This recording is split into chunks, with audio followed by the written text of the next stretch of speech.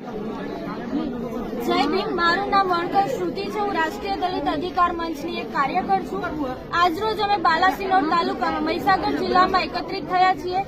આ વિડીયોના માધ્યમથી હું સરકારશ્રીને એક પ્રશ્ન પૂછવા માંગુ છું કે તમારું તંત્ર શું કરી રહ્યું છે, તમે શું કરી રહ્યા છો. ભરૂચમાં એક 10 વર્ષની બાળકી ઉપર બળાત્કાર થાય છે, અંતે તેનું મૃત્યુ થાય છે. 72 વર્ષના બા પણ સુરક્ષિત નથી.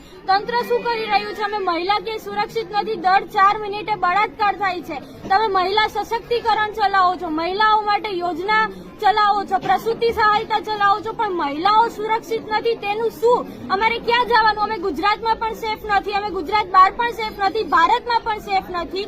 આ બળાત્કાર થાય છે, કિડનેપિંગ થાય છે, છેડતી થાય છે. અમારે મહિલાઓએ જવાનું તો જવાનું ક્યાં?